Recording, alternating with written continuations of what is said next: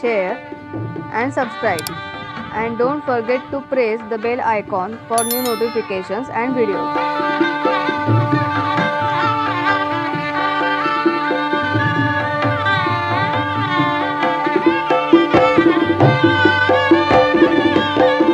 आज मी पुनर्जन्म या विषयावर बोलणार आहे.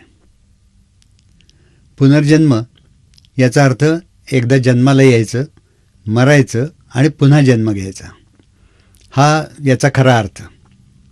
पण काही वेळा भाषेचा अलंकार म्हणून हा शब्द वापरला जातो. उदाहरणार्थ, मी 4थ्या वर्षी पोहणं शिकत होतो. माझे वडील शिकवत होते. वडिलांनी मला एक चक्कर मारून दाखवली. माझ्या पोटाखाली हात घालून मला पोहायला शिकवलं आणि एका कोपऱ्यात उभं केलं. म्हणलं, बाळा इथे थांब, इथं हालू नको. आणि माझ्या भावाला घेऊन गेले अशीच चक्कर मारायला पोटाखाली हात घालून. ते चालत गेले, कारण पाणी त्यांच्या कमरे इतकंच होतं, पण माझ्या छाती इतकं होतं. वडील चालत गेले म्हणून मला वाटलं आपल्यालाही चालता येईल. म्हणून मी एक पाऊल टाकलं, दुसरं टाकलं, तिसरं टाकलं. ते खाली शेवाळ्यावरून घसरलं आणि पाण्यात बुडलो. कसं काय ते माहीत नाही, पण वडिलांनी सहज मागे वळून पाहिलं आणि मी दिसलो नाही. म्हणून ते घाईघाईने माझ्याकडे आले आणि पटकन मला बकोट्याला धरून वर काढलं. त्यानंतर त्यांना आनंद वाटला, कारण माझा मृत्यूच तिथे आलेला होता. ही घटना ज्यावेळी वडिलांनी सगळ्यांना सांगितली, त्यावेळी माझा पुनर्जन्म झाला असं सगळे म्हणायला लागले. आता हा भाषेचा अलंकार झाला, कारण मी काही प्रत्यक्ष मेलेलो नव्हतो. तरी पण मरणाच्या दारापर्यंत जाऊन परतलो म्हणून पुनर्जन्म असं म्हणण्याचा एक प्रघात आहे. दुसरं असंच झालं. 1994 साली मला हृदयाचा विकार झाला आणि त्यासाठी शल्यकर्म करायला पाहिजे म्हणून सांगितलं. या शस्त्रक्रियेच्या वेळी माझं हृदय बंद करून ठेवलेलं होतं आणि नंतर सगळे ऑपरेशन झाल्यानंतर ते हृदय पुन्हा चालू केलं. हृदय बंद झालं म्हणजे मरण हे आपण नेहमीच गृहीत धरतो. आम्ही डॉक्टर लोक तेच सांगतो. हृदय बंद झालं आणि 2 तासांनी पुन्हा चालू झालं, याचा अर्थ मी पुन्हा जन्माला आलो. एकदा मेलो आणि पुन्हा जन्माला आलो, म्हणून माझा पुनर्जन्म झाला असं मी म्हणू शकतो. पण हाही भाषेचा अलंकारच झाला. खऱ्या अर्थाने खरोखरच जन्माला यायचं, खरोखरच मारायचं आणि कालांतराने पुन्हा नवीन जन्म घ्यायचा, याला पुनर्जन्म असं म्हणतात. हा पुनर्जन्माचा सिद्धांत भारतामध्ये सगळीकडे आहे. अगदी लहान मुलाबाळांपासून सगळ्यांना हा पुनर्जन्म सिद्धांत माहिती आहे. हिंदुस्थानच्या बाहेर हा सिद्धांत माहीत नाही, कारण हा हिंदू धर्माचा खास ठेवा आहे, पुनर्जन्म. आता हा पुनर्जन्म मी काहीतरी भाकडकथा असं हल्लीचे काही लोक म्हणतात. काही लोक म्हणजे स्वतःला अंधश्रद्धा निर्मूलनवादी किंवा बुद्धिवादी म्हणणारे, पण त्यांनी अभ्यासच केलेला नसतो. खरोखरच जर अभ्यास केला तर पुनर्जन्म सिद्धांत जो वेदकाळापासून हिंदुस्थानात प्रचलित आहे तो अगदी सच्चा आहे, सायन्सला धरू नये हे आपल्याला कळायला लागतं. तसा अभ्यास मी केला. त्यातून जी काही माझी मतं निर्माण झाली ती मी आता आपल्यापुढे मांडणार आहे. अगदी प्रखर बुद्धिवादी म्हणजे स्वातंत्र्यवीर सावरकर, त्यांची अंधश्रद्धा कुठेही दिसत नाही. त्यांनीसुद्धा पुनर्जन्मावर विश्वास ठेवलेला होता. एकच उदाहरण देतो. त्यांना 50 वर्ष काळ्या पाण्याची शिक्षा झाली. 2 जन्मठेपी, एक जन्मठेप भोगायची मग दुसरी जन्मठेप. हे कायद्याच्या परंपरेला धरून नाही, म्हणून सावरकरांनी सरकारला आवेदन दिलं की कायद्याला धरून दोन्ही शिक्षा एकदम भोगायला पाहिजेत.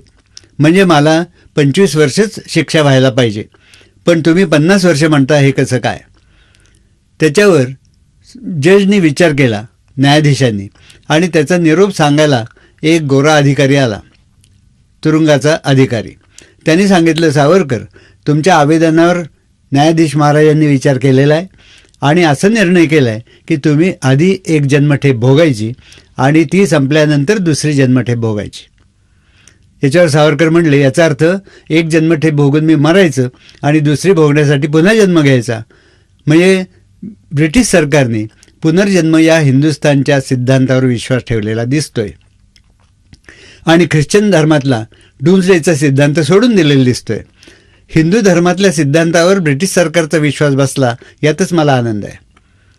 आता बघता, आता इथं आपल्याला कळतं हे सावरकर किती बुद्धिवादी होते आणि असं असूनसुद्धा हिंदू धर्माच्या एका सिद्धांताचा विजय झाला म्हणून त्यांनी आनंद मानला.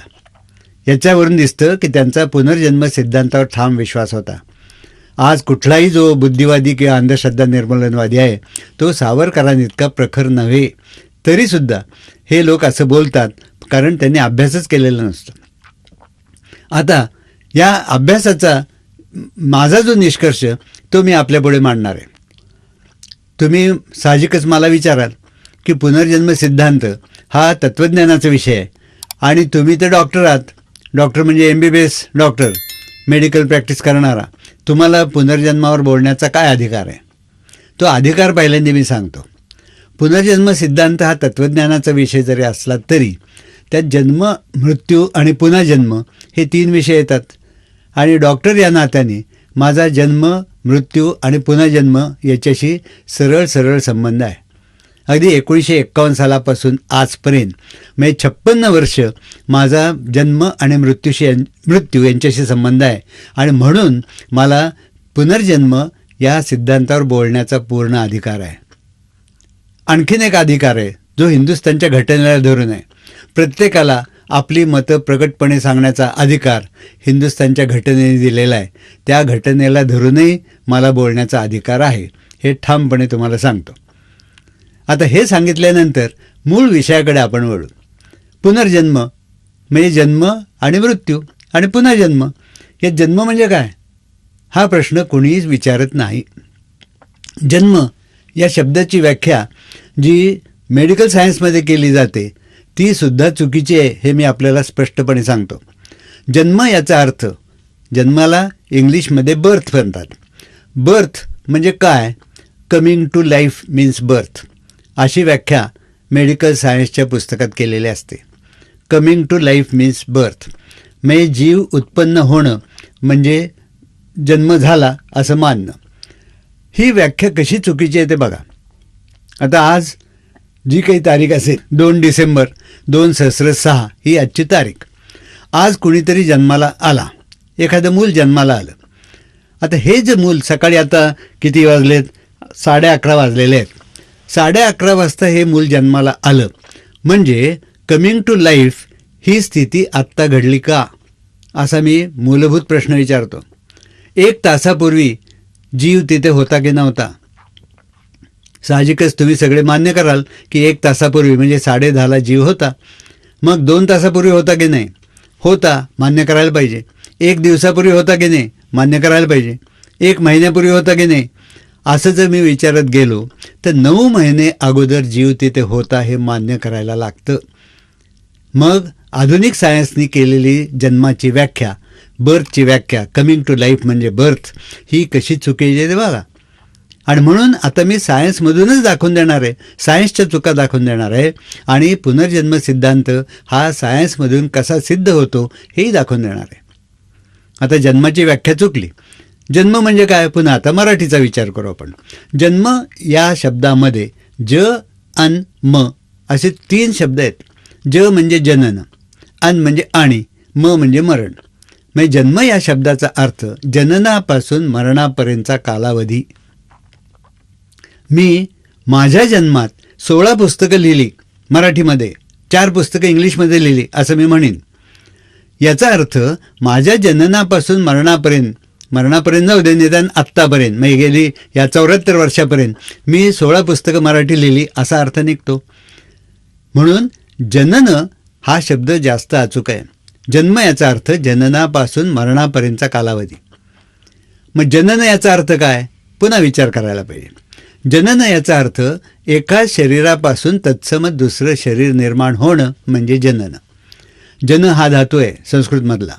या जन धातूपासूनच इंग्लिशमधला जनरेट हा शब्द निर्माण झाला आहे. इलेक्ट्रिसिटी जनरेट होते, जनरेटर हा शब्द आपण वारंवार वापरतो. इथे निर्माण होणं हा अर्थ आहे, त्याला जनन असं म्हटलेलं आहे. तर या जननाचा विचार जर आपण केला तर मी म्हणतो ती व्याख्या लागू पडते की नाही? मातेच्या देहापासून तत्सम एका मुलाचा किंवा मुलीचा देह निर्माण होतो, बाहेर येतो, याला जनन असं म्हणायचं. मग हे जनन जेव्हा होतं त्यावेळी आपण तो दिनांक मांडतो की या दिवशी या मुलाचं जनन झालं. जन्म म्हणणे ते चुकीचं आहे असं पुन्हा एकदा सांगतो, पण व्यवहारात आपण वारंवार जन्म हाच शब्द वापरतो, म्हणून चुकून मी जो जन्म शब्द बोलून गेलो तर त्याचा खरा अर्थ समजून घ्या. आता हे जनन झालं, हे जनन केवळ मातेपासून होतं का? आत्ताचाच प्रश्न, लाईफ केव्हा होतं, जीव केव्हा होता? तर आत्ता जनन झालं, याच्या आधी 9 महिने मागे गेलात तरी त्यावेळी तिथे जीव होता हे मान्य करावं लागतं. मग त्याच्या आधीचं काय आहे? आधीचा विचार करायला पाहिजे.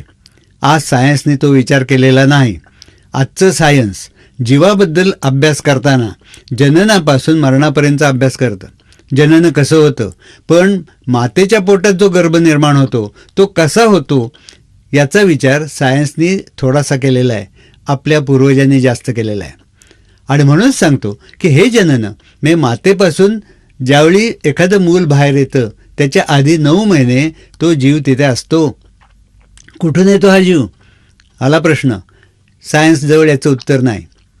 सायन्सने अर्धवट शोधलं आहे की मातेच्या गर्भाशयामध्ये एक रेतबिंदू येतो, पुरुषाचा रेतक कण येतो, आणि तो एका ओव्हममध्ये म्हणजे रजोबिंदूमध्ये शिरतो. दोघांचं मिलन झालं की जीव निर्माण होतो आणि मग तो वाढत जातो.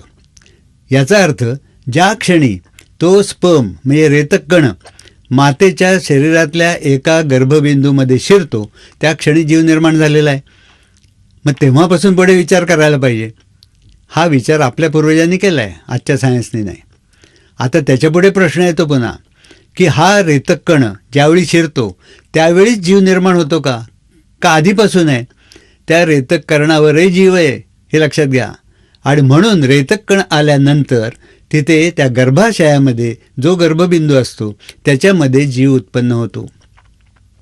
रेतकणामध्ये जीव असतो हे सगळ्यांना माहिती आहे, सायन्ससुद्धा मान्य करतं. रेतक कणामध्ये जीव असतो. हा कुठून येतो? हा पुन्हा प्रश्न. याचा विचार सायन्सने केलेला नाही, आपल्या पूर्वजांनी केला आहे. आणि म्हणूनच ते म्हणतात की जीव वेगळा आणि प्राण वेगळा. आपण मराठीत जीव की प्राण असं नेहमी म्हणतो, हा माझा मित्र म्हणजे जीव की प्राण.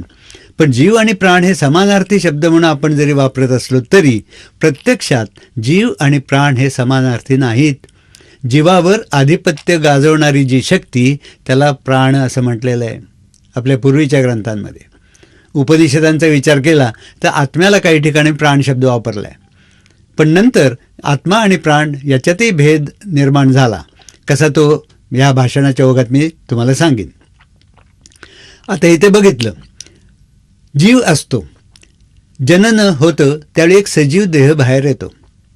हा जननाचा म्हणजे बर्थचा जीवाचा विचार आपण केला. जीव म्हणजे काय या प्रश्नाचं उत्तर सायन्समध्ये सुद्धा नाही, कारण जीवाची व्याख्या सायन्सला अजून करता आलेली नाही.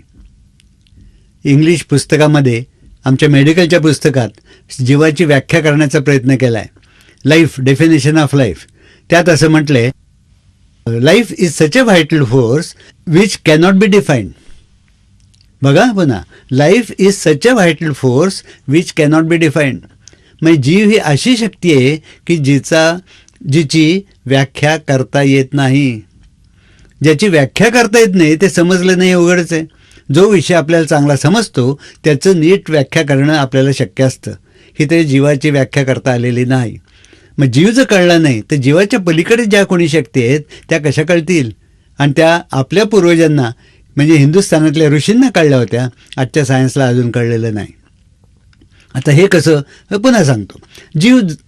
जीवाच्या बद्दल विचार करताना जीव कुठे असतो असा जर प्रश्न आधुनिक सायंटिस्टला केला तर त्याचंही उत्तर नीट देता येत नाही, कारण जीव पेशींमध्ये भरलेला आहे. आपल्या शरीराच्या नखशिकांत भागांमध्ये अक्षरशः शेंडीपासून पायाच्या नखापर्यंत प्रत्येक पेशीमध्ये जीव असतो. किती असतात या पेशी? 2,41 एवढ्या पेशी असतात सामान्य उंचीच्या माणसामध्ये. नवजात अर्भकामध्ये 2,30 इतक्या पेशी असतात. आता हे गणिती भाषेत सांगितलं म्हणून एखादी तुमच्या पटकन लक्षात येणार नाही, पण 2,41 म्हणजे कित्येक निखर्व इतक्या पेशी असतात. निखर्व हा शब्द म्हणजे संख्याचा शब्द आहे, कळणार नाही. म्हणून सांगतो 2x2x2 असं 41 वेळा केल्यावर जो आकडा तयार होईल तेवढ्या पेशी आपल्या शरीरामध्ये असतात. आणि नूतन बालकामध्ये 2x2x2 असं 30 वेळा केल्यावर जो आकडा निर्माण होईल तितक्या पेशी नवीन बालकाच्या शरीरात असतात. या असंख्य पेशींमध्ये जीव भरून राहिलेला असतो. मग हा जीव नक्की कुठे हे सांगता येईल का? नाही सांगता येत. पण आपल्या एक लक्षात येतं की ह्या असंख्य पेशी एकसूत्रीपणे काम करत असतात. भूक जर लागली तर पोटाला भूक लागली मला काय करायचं असं पायातल्या पेशी म्हणत नाहीत. पाय स्वयंपाकघराकडे जातात, हात स्वयंपाकघरातले डबे उघडायला लागतात, आपली दृष्टी कुठे खाद्यपदार्थ हे शोधायला लागते, नाक हुंगायला लागतं कुठून खाण्याचा वास येतोय. ही सगळी पंचज्ञानेंद्रिय पंचकर्मेंद्रिय झटून पोटासाठी कामाला लागतात. हे काम कोण करतो? पोटातले जे पेशी आहेत त्यांचा आणि पायातल्या पेशींचा काहीही संबंध नसतो. आधुनिक मेडिकल सायन्समध्ये डिसेक्शन केलं जातं. अनेक प्रेतं मी स्वतः फाडलेली आहेत, त्याच्यात याचा संबंध कुठेही आढळत नाही. तरीसुद्धा एका पोटासाठी हात पाय सगळे झटून कामाला लागतात का? उत्तर नाही. या जीवांचा एकमेकाशी काय संबंध आहे? उत्तर नाही. तो संबंध प्राणांनी प्रस्थापित केलेला असतो. पोटाला भूक लागली आहे पण पोट काही स्वतः कुठे जाऊ शकत नाही. म्हणून तो जो प्राण असतो तो पायाच्या पेशींना म्हणजे अवयवांना सांगतो की चला स्वयंपाकघरामध्ये, हातांना सांगतो डबे उघडा, डोळ्यांना सांगतो शोधून काढा, नाकाला सांगतो हुंगून बघा कुठून वास येतोय. या सगळ्या दश इंद्रियांवर अधिकार गाजवणारा प्राण असतो. आणि म्हणूनच प्राण हा शब्द निर्माण केला आहे. प्रकर्षेन आनती इति प्राण. हा प्राण हा जीवाच्या वर असतो. उपमा द्यायची झाली तर आपला राज्यपाल हा जीव ठरेल आणि राष्ट्रपती हा प्राण ठरेल, अशी रचना आहे. राष्ट्रपतीच्या आधिपत्याखाली राज्यपाल काम करतो, तसं प्राणाच्या आधिपत्याखाली जीव काम करतो, अशी रचना आहे. आता हा जीवाबद्दलचा सगळा खुलासा मी तुम्हाला केला. हा जीव जातो म्हणजे काय होतं? मरण. पटकन तुम्ही म्हणाल मरण म्हणजे काय? जीव जाणं. आता इथे पुन्हा प्रश्न येतो. ही नेहमीची व्याख्या, मरण म्हणजे जीव जाणं. खरोखरच जीव जातो का? हा माझा प्रश्न आहे. तुम्ही एक मुखाने हो म्हणाल, त्याच्यावर मी प्रतिप्रश्न करीन की जीव गेल्यानंतर नेत्रदान केलं जातं. आजची तर ही एक फॅशनच होऊन बसली आहे. उपकार करण्याची पद्धत ही अगदी उत्तम आहे, वादच नाही. पण जीव गेल्यानंतर डोळ्यात जीव असतो हे त्यातूनच सिद्ध होतं ना. समजा सकाळी 6ला एखाद्याचा मृत्यू झाला, तुम्ही संध्याकाळी 6ला फोन केला नेत्र पेढीला, तर पहिला प्रश्न ते तुम्हाला करतील की तुम्ही म्हणताय तुमच्या कुठल्या तरी नातेवाईकाचे डोळे न्यायचे, पण मृत्यू केव्हा झाला? तुम्ही सांगाल सकाळी 6 वाजता. ते म्हणतील आता संध्याकाळचे 6 वाजले, 12 तास उलटून गेले, आता त्या डोळ्यातला जीव गेला. तुम्ही 6 तासापूर्वीच फोन करायला पाहिजे होता. कारण मनुष्य मेल्यानंतर 6 तासापर्यंतच डोळे काढून घेता येतात, कारण तोपर्यंतच त्यात जीव असतो. यावरून काय निश्चित दिसतं? मनुष्य मेल्यानंतर 6 तास उलटेपर्यंत डोळ्यामध्ये जीव असतो. मग मेला त्यावेळी जीव गेला हे डॉक्टरांनी कसं म्हटलं? आज जगभर लाईफ इज गॉन असंच म्हणतात मृत्यूसंबंधी, लाईफ इज गॉन. पण लाईफ गेल्यानंतर, जीव गेल्यानंतर 6 तासापर्यंत डोळ्यामध्ये जीव असतो, हे आजच्या सायन्सने सिद्ध केलं आहे. मग गेलं त्यावेळी काय? मेला त्यावेळी काय गेलं? काहीतरी गेलं हे नक्की असतं. काय गेलं? कुठे उत्तर सायन्सजवळ? लाईफ गेलं नाही हे नक्की सिद्ध झालं. आता डोळ्यामध्ये जसा जीव असतो तसं, कारण ह्या डोळ्यातलं जे नेत्रपटल असतं, कॉर्निया ज्याला म्हणतात, ह्या कॉर्नियाचं ट्रान्सप्लांट ऑपरेशन केलं जातं. मग एखाद्याच्या डोळ्यात जर फूल पडलेलं असेल तर फूल म्हणजे आपलं जे बुबुळ असतं डोळ्यामध्ये दिसणारं ते काळ्या रंगाचं दिसतं, काहींचं निळ्या रंगाचं दिसतं किंवा घाऱ्या रंगाचं असतं. त्या डोळ्याच्या त्या भागावर जर काही फूल पडण्याची क्रिया झाली म्हणजे पांढरा डाग आला तर त्यातून प्रकाश किरण आत जात नाहीत आणि त्यामुळे त्याला दिसत नाही. अशा माणसावर ऑपरेशन करून त्याचा तो कॉर्निया काढला जातो आणि मेलेल्या माणसाचा कॉर्निया तिथे बसवला जातो. तो तिथे काम करायला लागतो आणि डोळ्यात फूल पडलेल्या माणसाला चांगलं दिसायला लागतं. का घडलं असं? मेलेल्या माणसाचा सजीव कॉर्निया घेतला आणि या माणसाला आरोपित केला, रोपण केलं. त्या डोळ्यातला जर जीव गेला असेल, 6 तास उलटून झाले असले, तर तिथला कॉर्निया इकडे काम करणार नाही. हे आज सायन्सने सिद्ध केलेलं आहे. म्हणजे डोळ्यात जीव असतो मनुष्य मेल्यावर, म्हणजे मेला त्यावेळी जीव गेला नाही हेही नक्की सिद्ध झालं. डोळ्याचं जसं ट्रान्सप्लांट ऑपरेशन होतं तसं इतर अवयांचं सुद्धा होतं. आता लिव्हर ट्रान्सप्लांटसुद्धा केला जातो, किडनी ट्रान्सप्लांट केला जातो. इतकं काय अंग उपांग तर ट्रान्सप्लांट केली जातात. हृदयाचं सुद्धा ट्रान्सप्लांट केलेलं आहे. ख्रिश्चन बर्नार्ड नावाच्या एका सर्जननी दक्षिण आफ्रिकेमध्ये डॉक्टर ब्लेबर्गवर असं ऑपरेशन केलं. या ब्लेबर्गचं हृदय कुचकामी झालं होतं. कुठलीही ट्रीटमेंट दिली, उपाय काही केला तर ते बरं होणार नाही अशी स्थिती होती. आणि मग आता एकच उपाय शिल्लक होता, म्हणजे कोणीतरी त्याला हृदय द्यायचं. कोण देणार आपलं हृदय? सिनेमा नाटकामध्ये, दूरदर्शन मालिकांमध्ये प्रियकर प्रेयसी एकमेकाला हृदय देतात, पण इथे प्रत्यक्ष हृदय द्यायला कोण तयार होणार? कुणी तयार होत नाही. इथं तोच प्रसंग आला. ब्लेबर्गला हृदय कोण देणार? त्याच्यावर एक युक्ती त्या ख्रिश्चन बर्नार्डने शोधली की आपण त्याला ॲडमिट करून ठेवू, ऑपरेशनची जय्यत तयारी ठेवू. कुणीच अपघाताने मेला तर त्याचं हृदय काढून ब्लेबर्गला बसवू. असा विचार करून त्या डॉक्टर ब्लेबर्ग हा डेंटिस्ट होता, त्याला एका हॉस्पिटलमध्ये ॲडमिट करून ठेवला. ऑपरेशन थिएटर जय्यत तयार ठेवलं, कारण ताबडतोब ऑपरेशन करायची आवश्यकता होती. डॉक्टर ब्लेबर्ग आणि डॉक्टर ख्रिश्चन बर्नार्ड या दोघांच्याही सुदैवाने एक मुलगी अपघातात मेली आणि त्याच हॉस्पिटलमध्ये तिला आणल्यावर तिला तपासलं. डॉक्टरांनी लगेच जाहीर केलं ती मेलेली आहे, मृत झाली, लाईफ इज गॉन असंच सांगितलं. ते डिक्लेअर केल्याबरोबर तिला टेबलवर घेतलं, छाती उघडली तिचं हृदय काढलं. इकडे दुसऱ्या सर्जनच्या टीमने त्या ब्लेबर्गचं छाती फाडली, हृदय काढलं आणि या मुलीचं हृदय ब्लेबर्गच्या छातीमध्ये बसवलं आणि तिथे ते चालू झालं.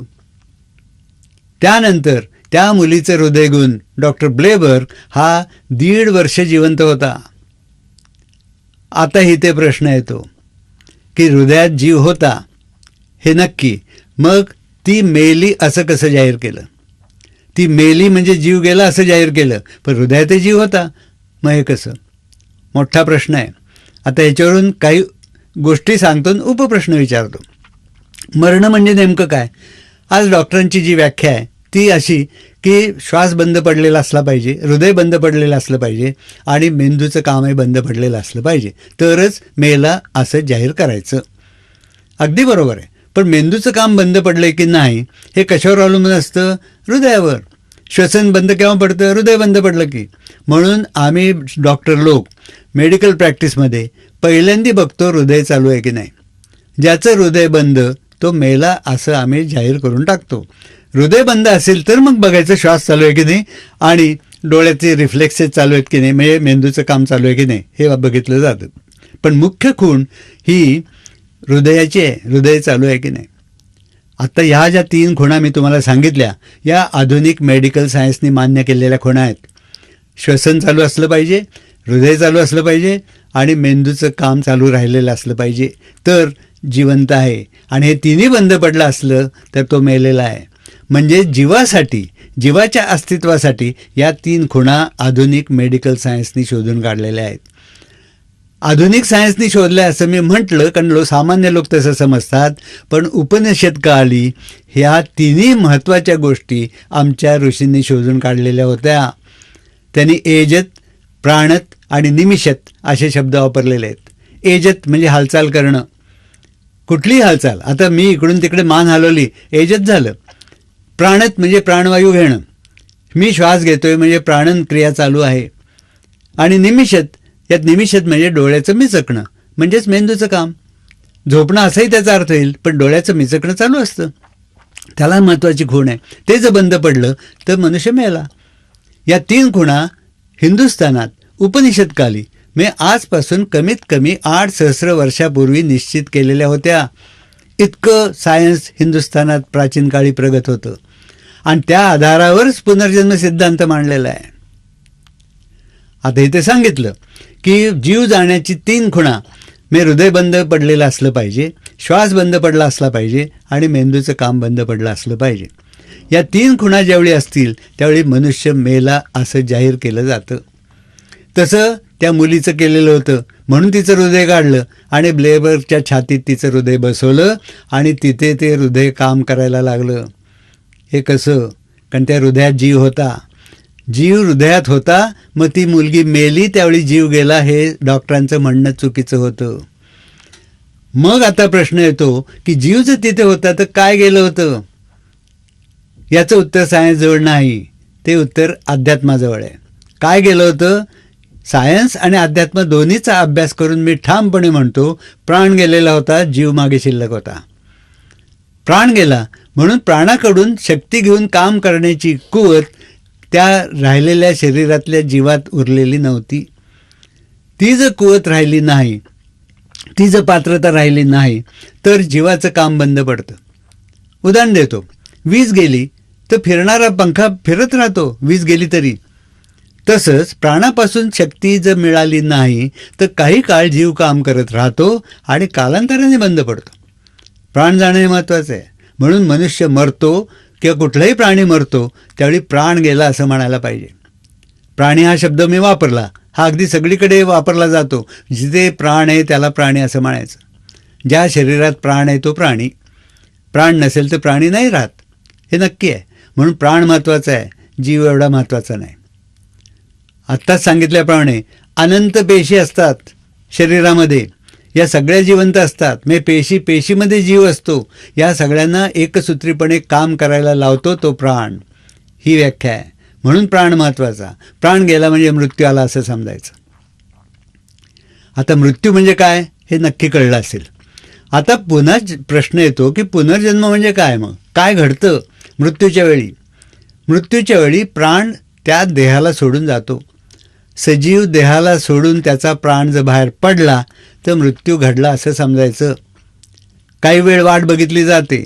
तो प्राण जर परत आला नाही तर मग डॉक्टर सांगतात की हा मनुष्य मेला, आता याला पोचवा. म्हणजे काय? चितेवर ठेवून पेटवून द्या, जाळून टाका किंवा जमिनीत पुरून टाका. या 2च गोष्टी. याला म्हणायचं मृत्यू घडला. आता या मृत्यूला सगळे घाबरतात, पण भारतीय तत्त्वज्ञान जर विचारात घेतलं तर मृत्यूला घाबरायचं कारणच उरत नाही. मगाशी मी सांगितलं की जनन होतं त्यावेळी काय घडतं?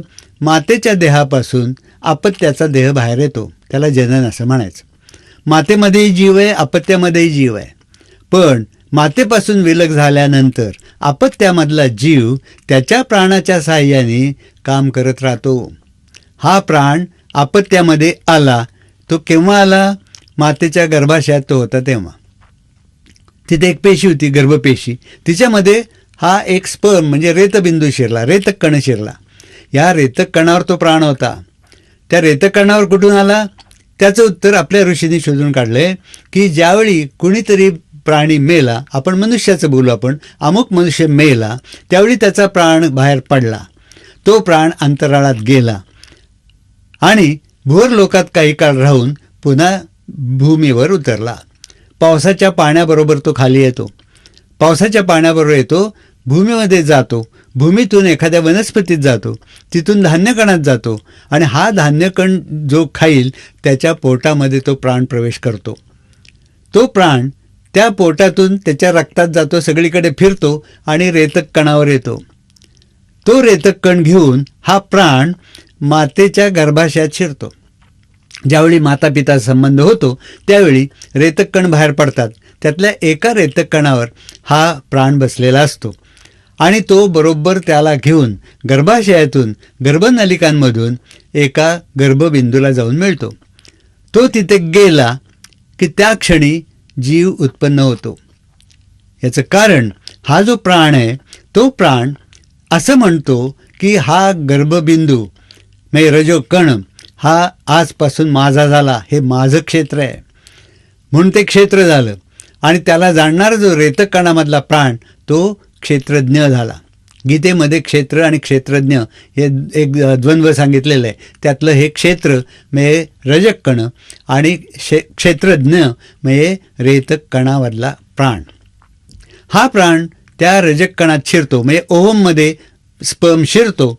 ज्या क्षणी तो शिरतो त्या क्षणी तो स्पर्म म्हणतो की हे क्षेत्र माझं आहे, आणि लगेच त्या ओव्हमच्या पेशीभोवती कंपाऊंड वॉल घालतो, भिंत बांधतो. दुसरा रेतक कण आत शिरता कामा नये. इथे मीपणा उत्पन्न झाला, त्या प्राणाने तो मीपणा उत्पन्न केला आहे. त्याच वेळी जीव उत्पन्न झाला. प्राण तिथेच आहे आणि प्राणाने जीव निर्माण केला. त्या जीवाला त्यांनी सांगितलं अशा तऱ्हेने देह निर्माण कर. एक उदाहरण देतो म्हणजे कळेल. आपण जसं कुठेतरी जमीन खरेदी करतो, म्हणजे प्लॉट घेतो, एका इंजिनियरला बोलवतो, त्याला नेऊन प्लॉट दाखवतो आणि त्याला सांगतो असा असा बंगला बांध, आणि मग आपण मूळच्या जागेत येतो किंवा आणखी कुठेतरी भाड्याने जागा घेऊन राहतो. तसं हा प्राण करतो. प्राण तिथे आला, ते एक क्षेत्र ताब्यात घेतलं, तिथे जीवाची स्थापना केली आणि सजीव देह निर्माण करण्याची आज्ञा दिली. त्यानंतर तो प्राण तिथेच राहील किंवा बाहेर कुठेही जाईल. बाहेर वातावरणात कुठेही हिंडण्याचं सामर्थ्य या प्राणाला असतं. तसा तो हिंडतो, वेळ आली की पुन्हा त्यात प्रवेश करतो. हे सगळं तंत्र आहे. आणि म्हणूनच आपल्या ऋषींनी सांगितलं आहे की घडतात जननं जी होतात प्रत्येक माणसाच्या आयुष्यात ही 3 जननं असतात. पहिलं जननं पित्यापासून, ज्यावेळी एक रेतक कण प्राणासकट पुरुष देहातून बाहेर पडतो आणि स्त्री देहामध्ये शिरतो, ते त्याचं पहिलं जननं, पैतृक जननं असं त्याला म्हणता येईल, पित्यापासून जननं. मग तो काही काळ मातेच्या गर्भाशयात राहतो, तिथे एक देह निर्माण करतो. ज्या दिवशी तो देह बाहेर पडतो, मातेच्या देहातून बाहेर येतो, त्या दिवशी त्याचं दुसरं जनन झालं, मातेपासून जनन दुसरं. नंतर तो स्वतःच्याच देहात काही काळ राहतो आणि नंतर काही काळाने तो देह सोडून बाहेर पडतो.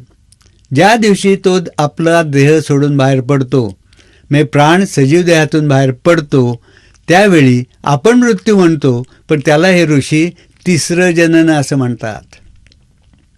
आता मृत्यू म्हणजेच तिसरं जनन हे या खोल ज्ञानाच्या आधारावर आपल्या ऋषींनी सांगितलेलं आहे.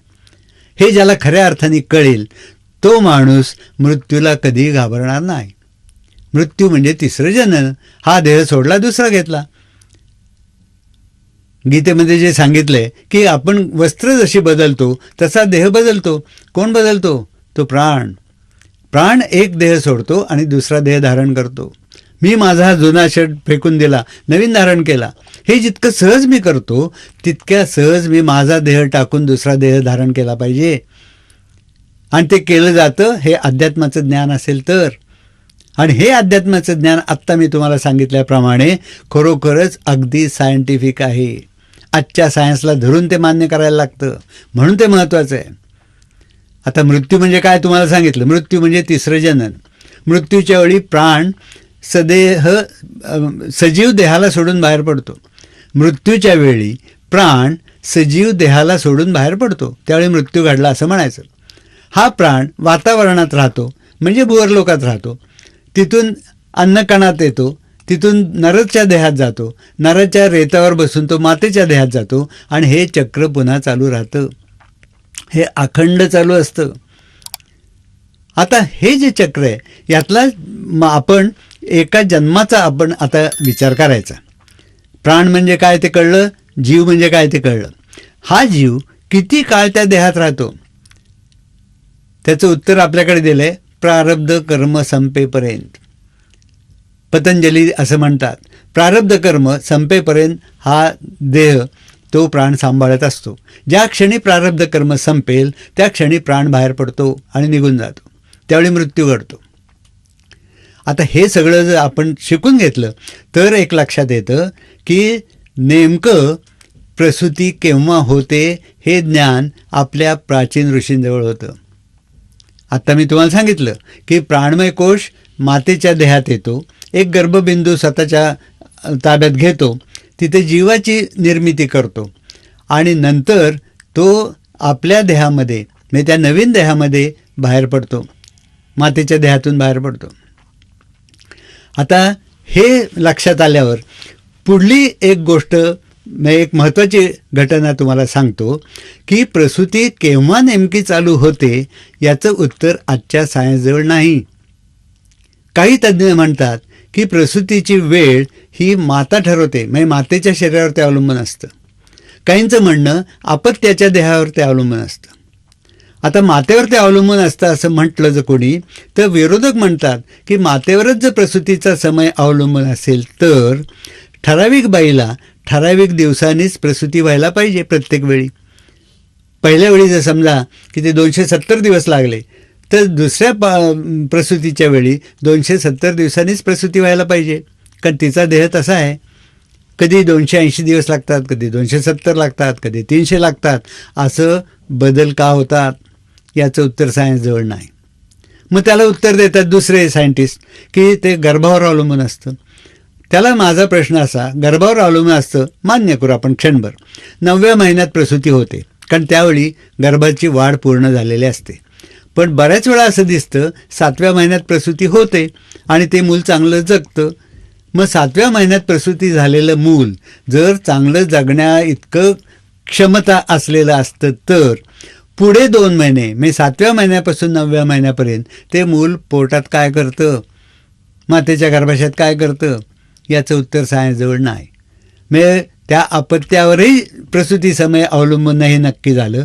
मातेवरही अवलंबून नाही. मग कोणावर अवलंबून आहे? हा जो मी आत्ता सिद्धांत सांगितला की ते प्राणावर तो अवलंबून आहे.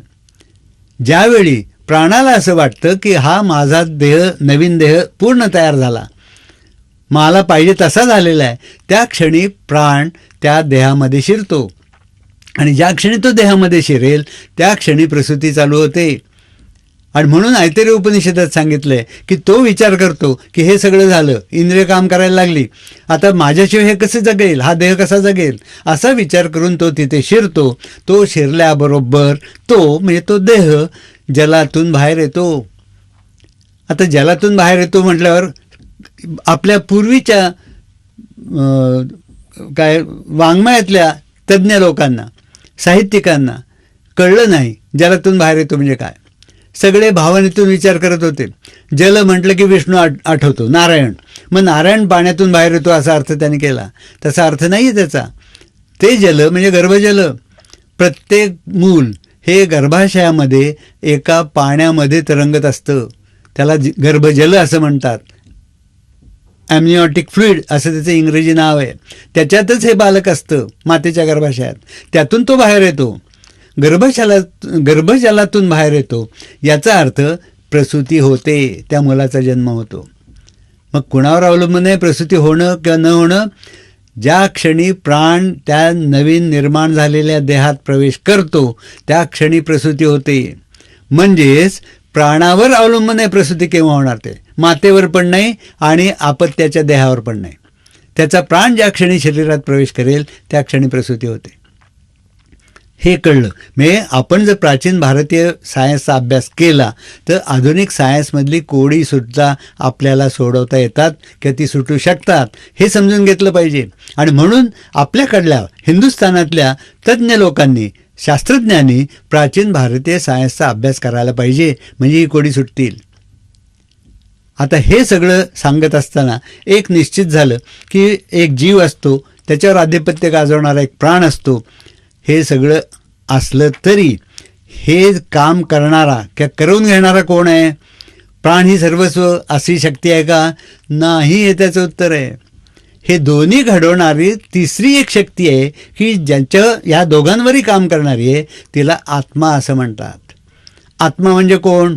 आत्मनचा अर्थ मी असा आहे. मराठीत मी म्हणजे संस्कृतमधलं आत्मन.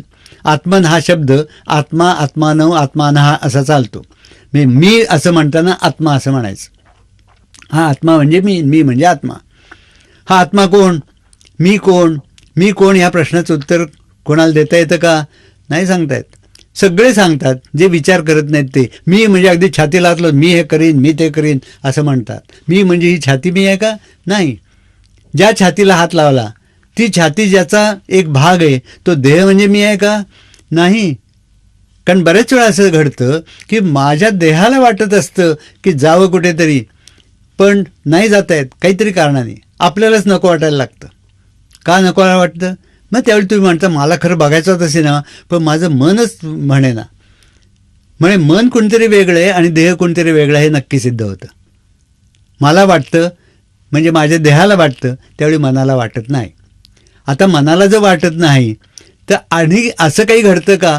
बऱ्याच वेळा असं घडतं, मनाला वाटत असतं आज जावं सिनेमाला, पण मागून बुद्धी सांगते आज सिनेमाला कुठला जातो, पुढल्या आठवड्यात परीक्षा आहे. ही बुद्धी सांगते. म्हणजे बुद्धी नावाची आणखीन कोणतरी आहे, ती बुद्धी सांगते. म्हणजे मला वाटलं जावं सिनेमाला पण मलाच वाटलं नको, असं आपण म्हणतो. तिथेही मीच आहे. म्हणजे देह, मन, बुद्धी या सगळ्या ठिकाणी मी हा शब्द आपण वापरतो. पण याच्या पलीकडे मी आहे. कारण बऱ्याच वेळा देहाला एक वाटतं, मनाला दुसरं वाटतं, बुद्धीला तिसरं वाटतं आणि प्रत्यक्ष आपण चौथंच काहीतरी करतो. हे कोण करतो? तो जो करणारा तो मी, म्हणजे आत्मा. आत्ता मी बोलतोय असं मी म्हणतोय, खरं आहे. मी बोलतोय म्हणजे माझं तोंड बोलतं का? बरोबर आहे, वरवर पाहता तोंडच बोलतं. पण तोंडातून जे शब्द बाहेर येतात ते कुठून येतात? मेंदूतून येतात असं तुम्ही म्हणणार. पण बऱ्याच वेळा असं दिसतं की मेंदूत एक म्हणजे विचार आपण एक करतो आणि बोलतो भलतंच. ही जी वाणी ही कुठून तरी बाहेरून येते.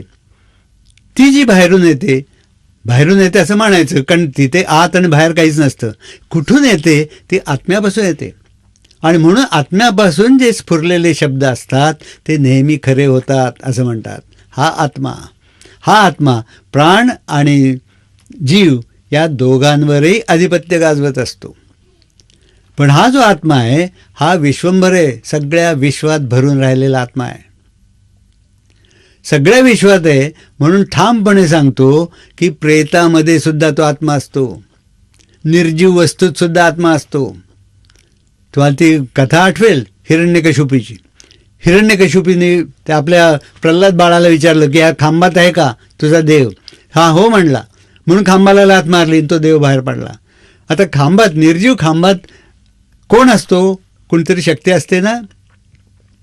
वरवर विचार करण्याला वाटतं त्या खांबामध्ये कशी शक्ती असेल, त्यात काही जीव नाही.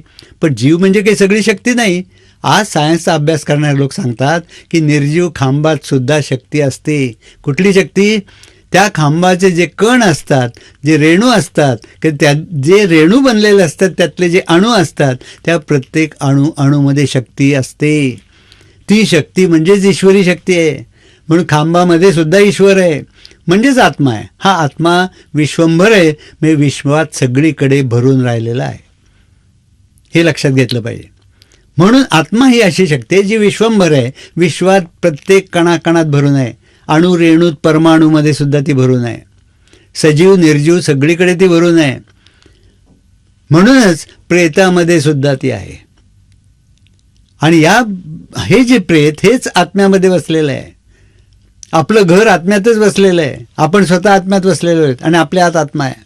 हे समजून चाललं पाहिजे. ही खरी शक्ती आहे. आता ह्या सगळ्या शक्तीच आहेत हे लक्षात ठेवा. आता शक्तीच आहे तर शक्ती कधी नष्ट होणार नाही हे उघड आहे. आजचा सायन्सचा सिद्धांतच तो आहे की कुठली एनर्जी म्हणजे शक्ती कधीही नष्ट होत नाही. ती जर नष्ट होत नाही तर पुन्हा यायला पाहिजे हे उघडच आहे. वीज गेली पुन्हा येणार हे नक्की असतं. तसं आत्ता जीव गेला, प्राण गेला असं तुम्ही म्हणलं तरी पुन्हा तो येणार हे उघड आहे, कारण ती काही नष्ट झालेली शक्ती नाही. म्हणून पुन्हा जन्म येणार हे तात्विकदृष्ट्या मान्य करावं लागतं. जर माझा जीव किंवा माझा प्राण ही एक शक्ती आहे आणि ती शक्ती जर नष्ट होणार नाही तर ती पुन्हा केव्हा तरी अस्तित्वात येणार, व्यक्त होणार, हे मान्य करणं सायन्सला धरून भाग असतं. आता हे कसं घडतं हे तुम्हाला सांगतो. खरोखरच ती पुन्हा शक्ती येणार असते. ती शक्ती कुठे येणार असते? देहामध्ये येणं. देह कसा आहे? पंचमहाभूतांचा देह आहे. पंचमहाभूतं कुठली? आकाश, वायू, तेज, आप आणि पृथ्वी ही पंचमहाभूत आहेत. त्यांचा हा देह आहे. आता काही लोक म्हणतात स्वतःला सायन्सवादी समजणारे की काहीतरी 5 महाभूतं कुठली आली, काही नसतं. पेशींचा देह असतो. पेशी शोधल्या, आपल्या पाश्चात्य शास्त्रज्ञांनी पेशी शोधल्या, हे अगदी मान्य आहे. या पेशींचं वर्णन आपल्या प्राचीन ग्रंथात आहे खरं आहे, पण पाश्चात्यांनी जितकं त्याचं विवरण केलं तेवढं आपल्या लोकांनी केलेलं आढळत नाही. तरीसुद्धा पेशींचा देह बनलाय हे म्हणण्यापेक्षा पंचमहाभूतांचा देह बनलाय हे जास्त सूक्ष्म आहे, हे लक्षात घ्या. असं म्हणण्याचं कारण, ज्या पेशींचा देह बनलाय त्या प्रत्येक पेशीचा अभ्यास केला आपण तर लक्षात येतं की त्या पेशीला एक भिंत असते, सेल वॉल असं त्याला म्हणतात. म्हणजे त्यांनी काहीतरी जागा व्यापलेली असते. त्या एका पेशीने काहीतरी जागा व्यापलेली आहे. ही जर जागा व्यापलेली आहे तर त्या अर्थी तिथे आकाशतत्व आहे, मान्य केलंच पाहिजे. मी आकाश तिथे आलं. ती जी जागा त्या पेशीने व्यापलेली त्याच्यात एक द्रव पदार्थ असतो, पेशी द्रव त्याला म्हणतात, म्हणजे प्रोटोप्लाझम. म्हणजे आपतत्व तिथे आलं. मायक्रोस्कोपमधून त्याचा जर अभ्यास केला तर त्या प्रोटोप्लाझममध्ये काही कण तरंगताना दिसतात. कण आहेत म्हणजे पृथ्वीतत्व तिथं आलं. त्या पेशीमध्ये विशिष्ट तापमान असतं म्हणजे तेजतत्व तिथं आलं.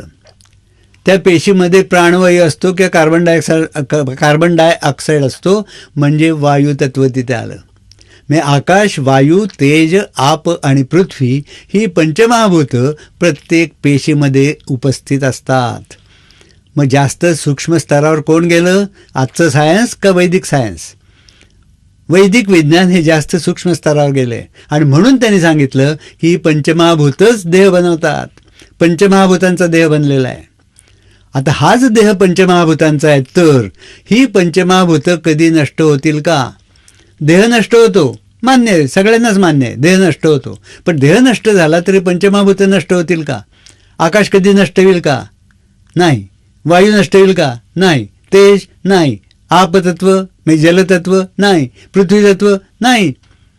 मग ही 5 तत्व सुद्धा पुन्हा अस्तित्वात येणार, उघड आहे. मग शक्ती पण पुन्हा अस्तित्वात येण्याची सारखी आहे. आणि ज्या पंचमहाभूतांचा देह बनलेला असतो ती पंचमहाभूतं सुद्धा पुन्हा अस्तित्वात येण्याची शक्यता आहे. मग पुनर्जन्म का नाही होणार? तात्विकदृष्ट्या पुनर्जन्म होईल हे मान्य करायला पाहिजे, हे नक्की आहे. आता हे नष्ट होतं की नाही ते विचार करू. पृथ्वीतत्व हे अगदी जडतत्व आहे. पंचमहाभूतातलं सगळ्यात जड पृथ्वीतत्व. हे पृथ्वीतत्व नष्ट होईल का? खरोखरच होणार नाही.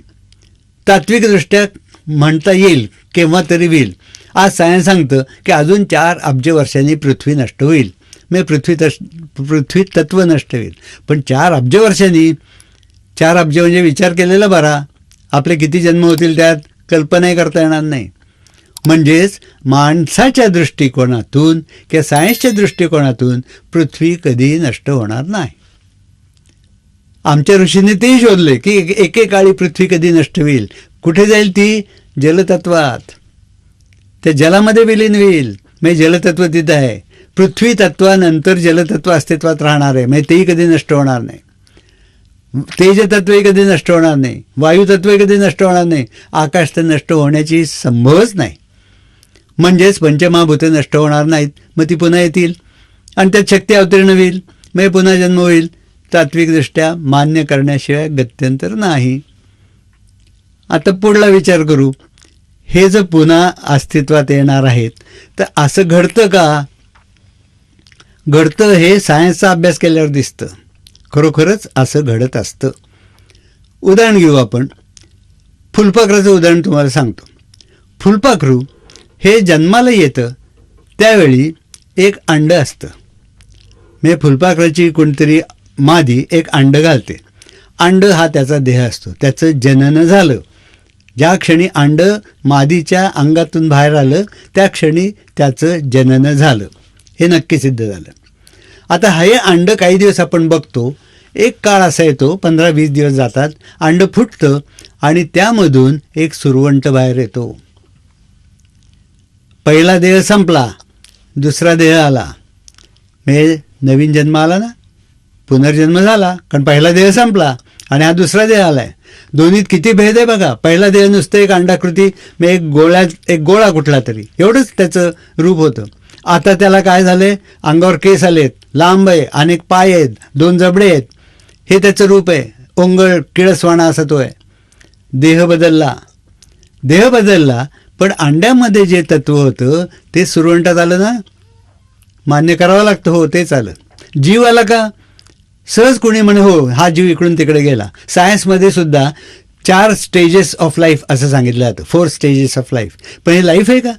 लाईव्ह जर बघायचं म्हटलं तर ज्या अंड्यातून सुरवंट बाहेर आला त्या फुटलेल्या अंड्याचे काप काढून मायक्रोस्कोप खाली जर तपासले तर त्या कापांमधल्या पेशींमध्ये आपल्याला हालचाल दिसते. म्हणजे तिथे लाईफ आहे, जीव आहे, अंड्यामध्ये जीव आहे. मग सुरवंटात काय आलं? मगाशी मी तुम्हाला सांगितलं की जीवाच्या वर आधिपत्य गाजवत जी शक्ती राहते ती प्राण नावाची शक्ती अंड्यातल्या जीवाला सोडून बाहेर आली सुरवंट नावाच्या दुसऱ्या एका देहामध्ये. तो देहही सजीव आहे. प्राण इकडून तिकडे गेला. 3 आठवडे आपण बघतो तो सुरवंट इकडे तिकडे फिरत असतो. 3 आठवडे झाले की सुरवंट दिसेना असं होतं. आपल्याला वाटतं मेला, पण तो मेलेला नसतो. त्या सुरवंटाचं कोशात रूपांतर झालेलं असतं. तो सुरवंट आपल्याच अंगातून एक चिकट द्रव पदार्थ बाहेर काढतो, कुठल्या तरी पानाला लावतो आणि त्याला स्वतः चिकटून घेतो आणि कोशाचं रूप पूर्ण वेगळं निर्माण होतं. सुरवंटापेक्षा कोश पूर्ण वेगळा. 3 आठवडे जातात. एखाद दिवशी कोश फुटतो आणि त्यातून एक सुंदर फुलपाखरू उडून जातं. काय घडलं बघा. पहिल्यांदा अंड होतं, देह अंड्याचा. मग सुरवंटाचा देह आला, प्राण तोच इकडून तिकडे गेला. सुरवंटाच्या देहातून कोशामध्ये तोच प्राण गेला, देहवरचा बदलला, प्राण तोच आहे. आणि मग तो कोश फाटला किंवा फुटला आणि त्यातून फुलपाखरू बाहेर पडलं. म्हणजेच देह पुन्हा बदलला. 4 वेळा घडलंय. आज गणिताचं सिद्धांत असं सांगतो, एकदा जे घडतं ते पुन्हा घडण्याची शक्यता असते. पुन्हा घडलं म्हणजे 2दा घडलं तर 3ऱ्यांदा घडण्याची दाट शक्यता असते. आणि 3 वेळा जे घडेल ते 4थ्यांदी घडतंच असं गणित हे शास्त्र ठामपणे सांगतं. आणि त्याच्यावरच ग्राफ हे गणिताचा एक पद्धत चालू झालेली आहे. म्हणून एखाद्या ग्राफ 3 पॉईंट मिळाले की ते जोडून ती जर रेषा वाढवली तर त्याच्यावर पडले सगळे पॉईंट्स आपल्याला मिळतात, बिंदू सगळे मिळतात. मग इथे जर 4 वेळा स्थित्यंतरं झाली तर 5व्या वेळा होईल की नाही? होणार, हे मान्य करायला लागतं सायन्स मानायचं असेल तर. आणि तो 5व्या वेळा जे स्थित्यंतर ते म्हणजे नवीन देह धारण करणं, म्हणजे पुन्हा जन्म घेणं. म्हणजे फुलपाखराच्याच आयुष्यात हे पहिल्यांदी 4 जन्म झालेत आणि पुढे तो 5वा जन्म घेणार आहे. हा नीट विचार केला तर हा पुनर्जन्म मान्य करायला लागतो. आता देहात किती बदल झालाय बघा. सुरवंट बघा, त्याच्या अंगावर केस असतात, अतिशय घाणेरडा दिसतो, अनेक पाय असतात, 2 जबडे असतात. त्या जबड्याच्या साहाय्याने सुरवंट खूप खात असतो. एका दिवसात त्याच्या वजनाच्या 10 पट अन्न तो खात असतो. झाडाची पानं वगैरे जे पुढे दिसेल ते कुरतडत राहतं, एवढा खादाड आहे. आता याच्यातून कोश आणि कोशातून जे फुलपाखरू निर्माण होतं ते फुलपाखरू दिसायला सुंदर असतं. सुरवंटाचा देह ओंगळ किळसवाणा, फुलपाखराचा अगदी सुंदर. त्याला 2 या सुरवंटाला अनेक डोळे, फुलपाखराला 2च डोळे. सुरवंटाला अनेक पाय, फुलपाखराला 6 पाय. सुरवंटाला पंख नाहीत, केस अंगावर, फुलपाखराला केस नाहीत पण पंख आहेत. सौंदर्य तर फुलपाखराचं अप्रतिम. सुरवंट अगदी खादाड, पण फुलपाखरू त्याच्या आयुष्यात काहीही खात नाही. अनेक जातीची फुलपाखरं आहेत, त्यातली काही जातीची फुलपाखरं फक्त केव्हा तरी फुलातला मध प्राशन करतात. तेव्हा मध प्राशन करण्यासाठी या फुलपाखरांना सोंड दिलेले असते. ह्याला जबडा आहे, 2 जबडे, खालचांवरचा म्हणजे डावीकडला आणि उजवीकडला सुरवंटाला. तसं याला नाही, याला सोंड असते. हे आणखीन मोठं आश्चर्य. आता आणखीन मोठं आश्चर्य, ही जी फुलपाखराची सोंड, फुलपाखरू ज्यावेळी कोशातून बाहेर पडतं तेव्हा दुभंगलेली असते, म्हणजे अशी असते चक्क.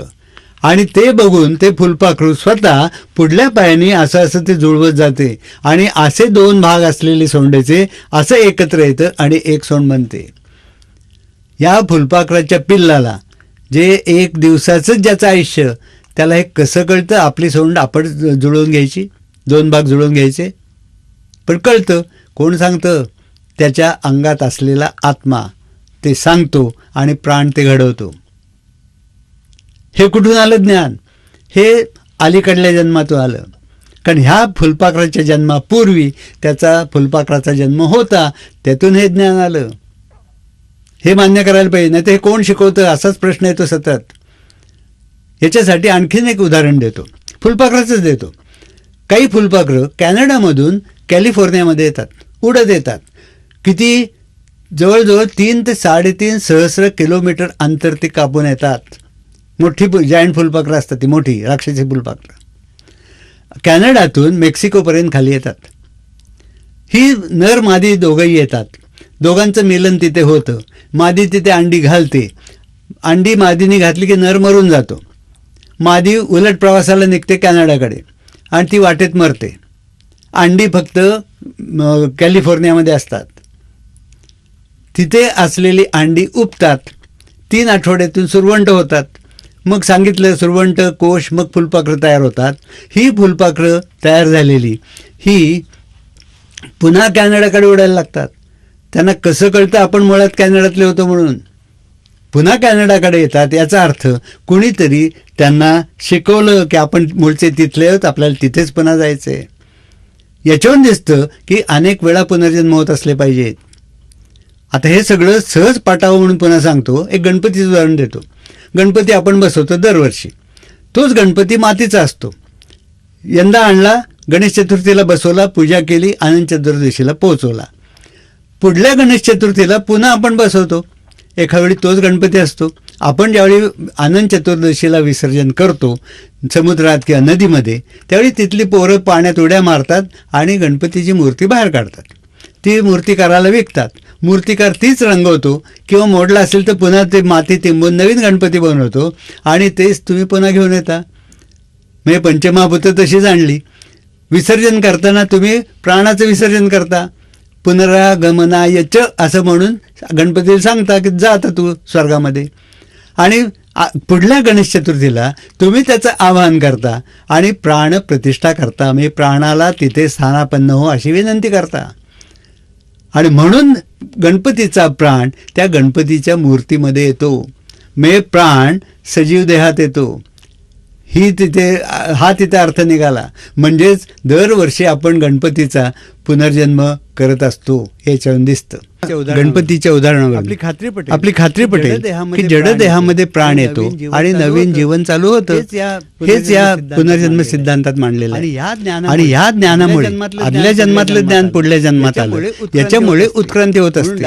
म्हणून डार्विनने जो उत्क्रांतीचा सिद्धांत मांडलाय तो चुकीचा आहे असं मी ठामपणे सांगतो. डार्विन म्हणतो तो प्राणी स्वतःची उत्क्रांती करतो. माझ्या मताने प्राणी स्वतःची उत्क्रांती करू शकणार नाही, कारण तेवढं ज्ञान त्याच्याजवळ नसतं. पण आत्मा हे सगळं घडवत असतो. या जन्मी याला असा देह दिला, पुढल्या वेळी जरा देह बदलू असं म्हणून तो नवीन नवीन मॉडेल्स काढत असतो असं म्हणायला हरकत नाही. त्याची पुष्कळ उदाहरणं आहेत आणि त्याच्यावरून मी सिद्ध करून देऊ शकेन की डार्विनचा सिद्धांत बरोबर नाही. आता हा पुनर्जन्म सिद्धांत तत्वज्ञान किती अचूक आहे ते मी तुम्हाला थोडक्यात सांगितलं. पुढल्या व्याख्यानात थोडंसं तत्वज्ञान आणि मग पुनर्जन्माची उदाहरणं ही तुम्हाला सांग. ही उदाहरणं प्राचीन, ऐतिहासिक आणि अर्वाचीन म्हणजे चालू घडीतली अशी तुम्हाला सांगणार आहे.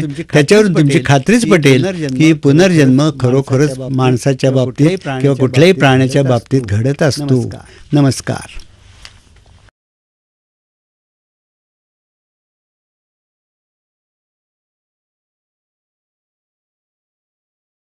Please like, share and subscribe. And don't forget to press the bell icon for new notifications and videos.